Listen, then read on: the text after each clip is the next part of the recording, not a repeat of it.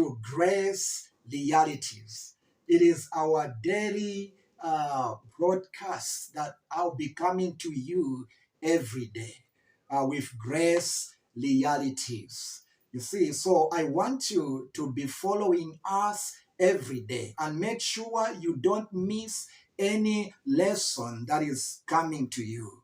And so the subject that we'll be looking at is called the realities of salvation. The realities of salvation. And I'll go on with that subject months and months, if not years, because it is the most misunderstood subject in this world. And so I want you to have the full understanding of salvation. I'll start by giving you the general concept of salvation, the general concept of salvation. Though that word salvation, some of you can tell me it is a biblical word, but when you go in details, salvation is not only a biblical word. Salvation means to be rescued from trouble, to be rescued from trouble. And that trouble can be pain, it can be sickness, it can be poverty, it can be depression, it can be any kind of sorrow, it can be evil oppression, it can be anything that is coming to oppress you, that is bringing pain in your life, that is called trouble. And so salvation is the rescue, where you are rescued from your troubles.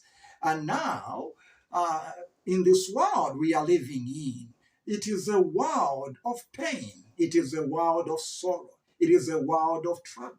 When you sleep, when you wake up, when you go out, you are surrounded by troubles every day. And so it would be foolish for us to deny the presence of evil in this world. And that is my first point I want you to mark. You know, the presence of evil in this world is evident. It is evident. You can never deny the presence of evil in this world. As I am speaking right now, there are millions of people who are hospitalized in various hospitals across the world. You know, others are battling out incurable diseases. As I'm speaking right now, some people are losing their lives, you see. And so trouble, it is part of this life. And every one of us is working to rescue ourselves from trouble. You are working there to rescue yourself from trouble. Every one of us. We are seeking for a peaceful place where there is no trouble. We are working very hard that we should find rest from our struggles, rest from poverty, rest from sickness, rest from pain. And so every one of us is engaged in the work of rescuing our lives. And so salvation is a work in which every one of us is engaged in every day. You are working to rescue yourself from trouble. You are working to rescue your family from trouble. And so trouble is everywhere. It is not only here in Africa. In America, people are dying right now.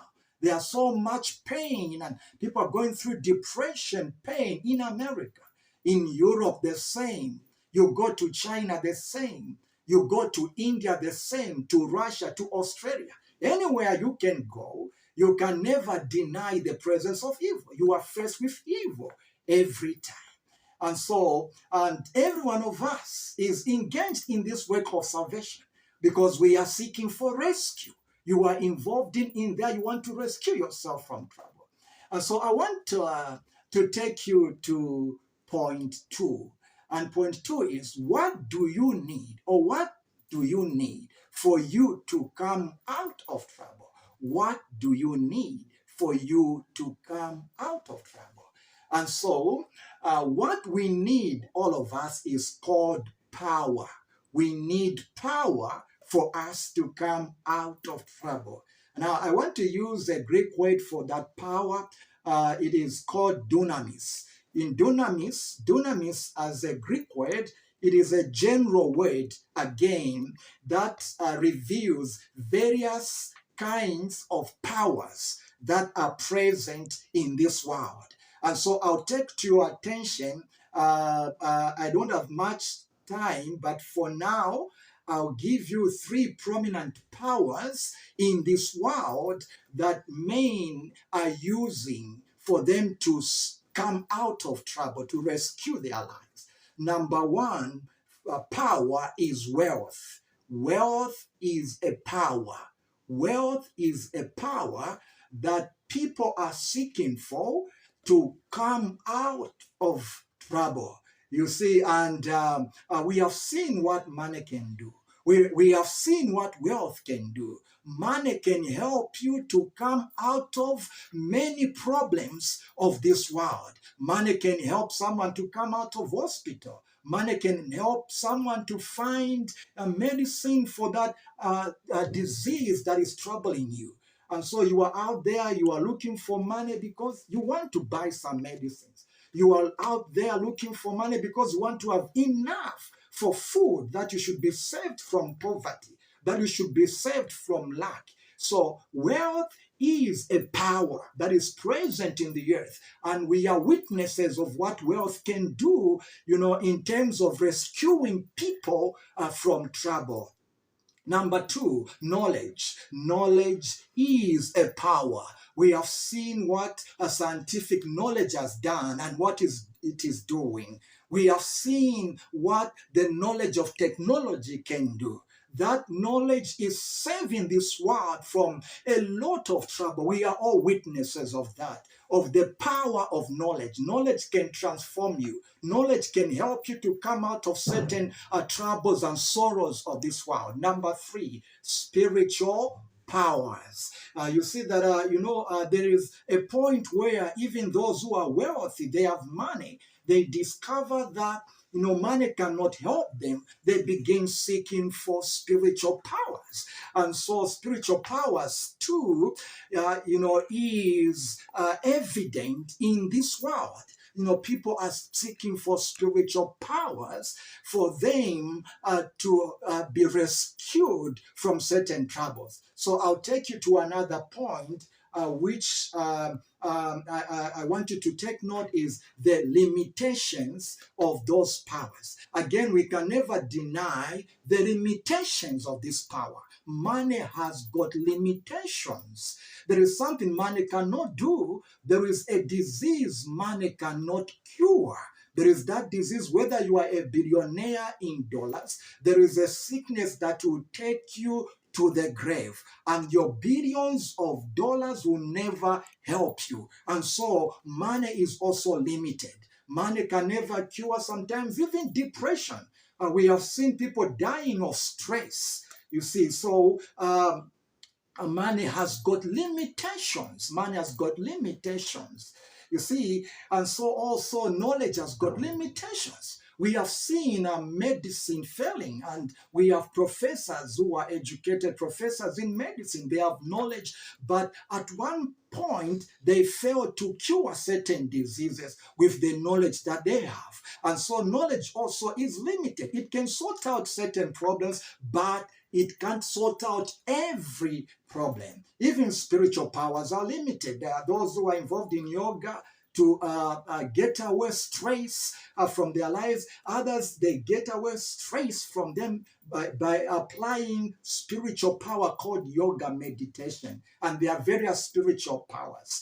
And so all these powers have limitations. And so you find that, and when you reach at that point where you are now limited, your fear comes in and crops in, and now you don't know what to do. Now, in this lesson one, I want to introduce to you the power that never fails, the power that you can use for any kind of trouble. You can use that power to rescue yourself from any kind of trouble. It does not matter the trouble, whether sickness, whether pain, whether poverty, whether depression, any affliction that you will tell me, that power never fails. It is called the power of the cross of Jesus. You see, that power is present in the earth. The power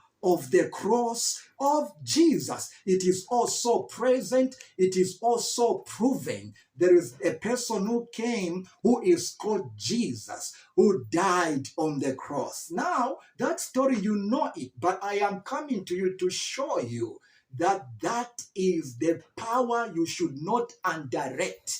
It can help you to sort out any kind of trouble, and it has no limitations. The power of the cross. So I'll come in lesson 2 to go deeper again, talking about the power of the cross. I want you to follow us in lesson 2. I have in my hand my new book that I've done. You have seen here. It's called The Day of His Coming. You see, I have talked about dimensions of salvation in this book. You can WhatsApp me or call or text the number that is scrolling on your screen, and then you can request for your copy. It will be sent to you wherever you are in the world. You can access this book, and you love it and you will enjoy it.